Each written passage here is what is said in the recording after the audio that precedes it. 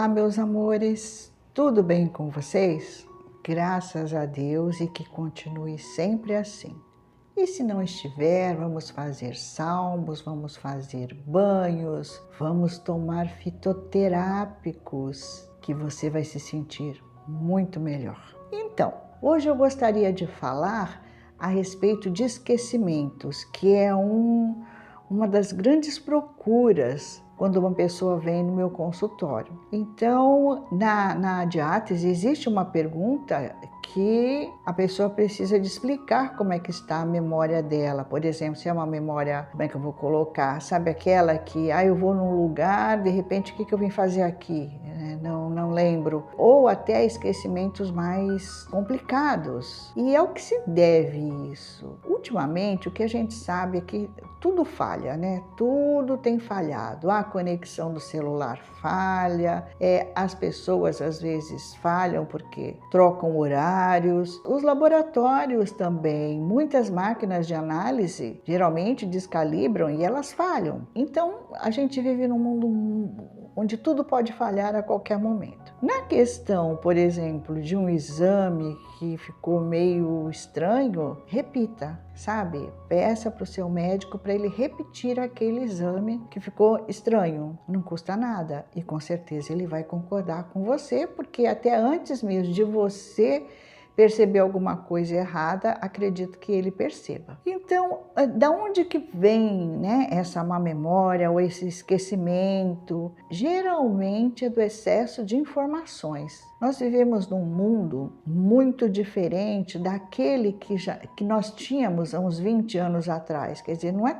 tanto tempo assim, mas era tudo mais calmo, mais tranquilo. Hoje não. Hoje é tudo numa velocidade incrível e não temos tempo de fixar na memória permanente aquela informação. Então vamos colocar assim, por exemplo, estou aqui conversando com vocês, de repente a campainha toca, eu já olho para a campainha e aí o celular toca, eu já vou me ater ao que está acontecendo, qual é a mensagem que está vindo, e aí o cachorro late. Então é muita informação ao mesmo tempo. Não conseguimos assimilar tudo de uma só vez. E como a primeira informação que vem é na memória temporária, que é na parte da frente da testa, onde fica o cognitivo ou o corpo caloso do cérebro, não tem tempo, a gente não consegue assimilar, ela não sai daqui e vem para a memória permanente que fica aqui atrás. E aí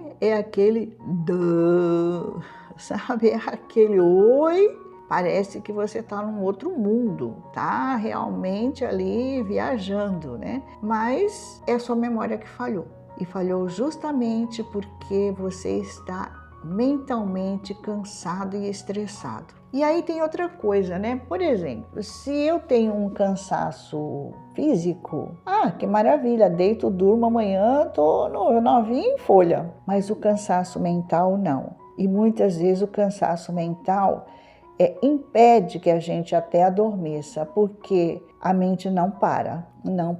E ela fica pensando naquela dívida, naquele compromisso, naquele problema, naquela situação, e rola para cá, rola para lá. Não reúne, né, condições, aquela torneirinha de adrenalina ligada não permite o relaxamento. Então, o que a gente pode fazer a respeito disso, principalmente na parte de ortomolecular? Eu gosto muito de utilizar uma erva chamada Uperzia serrata.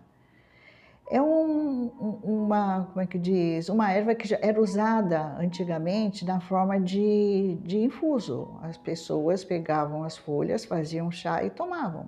E dava muito certo. Hoje em dia já tem uma forma sintética da Uperzia serrata. Eu sou mais ervilha, eu sou mais das ervas, os fitoterápicos, porque eu acho que fazem combinam mais com a nossa natureza.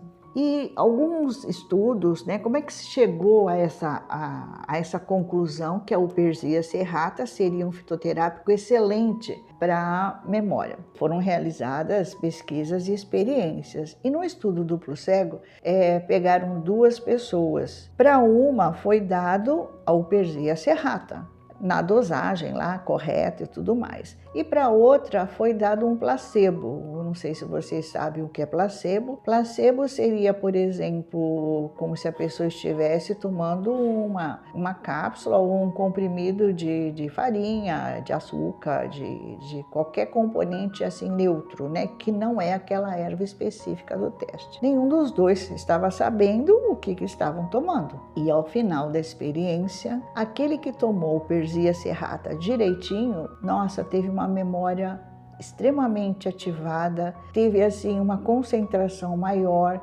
Inclusive, estenderam os estudos aos pacientes de Alzheimer e também viram melhoras significativas nesses pacientes. Então, nós temos também esses recursos. Outra coisa, é claro, a ansiedade não permite, né, que você durma, às vezes não permite que você raciocine direito. Então, o ideal seria isso, ou um chazinho calmante de erva cidreira à noite, ou uma cápsula de uma valeriana, de um L-triptofano, junto com a Uperzia serrata. Aí sim você reúne, né, essas condições, tanto de ter calma e tranquilidade, quanto de ativar a sua memória. Fizeram outros estudos também, inclusive entre estudantes. Então pegaram uma classe, dividiram aleatoriamente e fizeram o mesmo tratamento. E o que perceberam? Perceberam que aqueles estudantes que não iam muito bem na escola, nas provas e nas notas, tiveram uma excelente melhora.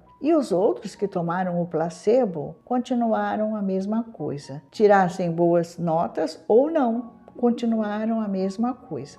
Outro ponto também que nós precisamos de ver é que existem alimentos para o cérebro. E nisso, o alimento número 1 seriam as nozes. Inclusive, existe até uma referência a forma, né, da noz ser idêntica ao cérebro, a anatomia do cérebro, né? Você olhando assim, lembra, né, uma parte do cérebro. Mas por que elas são? Qual é o poder das nozes para elas serem tão indicadas, né, como alimento do cérebro? Em primeiro lugar, porque as oleaginosas, de um modo geral, elas possuem o ômega 9, que é o óleo de borragem também. E esse ômega 9, ele é excelente para as células neuronais também, né? A gente diz assim, ele vai lubrificando, né?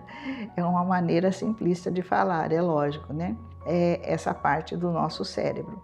Outro alimento também muito indicado vem do peixe gordo, né? Aqueles peixes que são mais de águas frias, né? E não é distante, águas frias e profundas, que é o caso também da sardinha.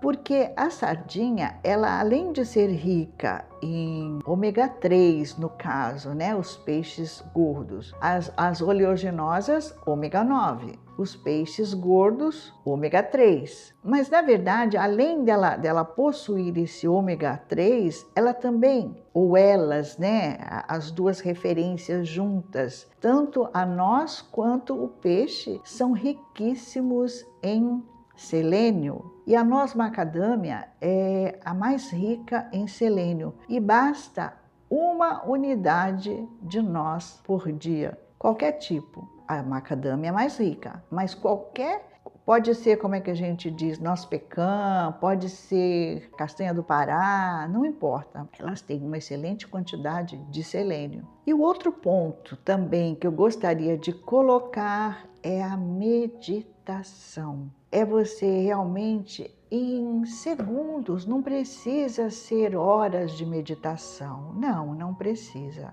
Então, o que você faz? Relaxa totalmente o seu corpo, deixa os seus membros bem relaxados, os braços, as pernas, sentado mesmo, ou sentada mesmo na cadeira. E você fecha os seus olhos e você pensa assim: ai, as minhas pálpebras estão bem pesadas, estão bem pesadas. Mesmo que eu tente abrir, eu não consigo. E eu estou vendo uma paisagem maravilhosa. E aí você imagina aquela paisagem que você gostaria, seja uma praia, seja uma cachoeira, e mergulha nesse teu pensamento. Curte bastante tudo aquilo que você está vendo ali. E principalmente, repita sempre: que paz maravilhosa, que tranquilidade, que sossego. Isso você pode fazer em 5 minutos. E aí depois você fala: estou voltando para a minha realidade, mas carregando comigo toda aquela paz, toda aquela tranquilidade, toda aquela harmonia. Eu sou grata por isso. Por hoje é isso e que Deus os abençoe.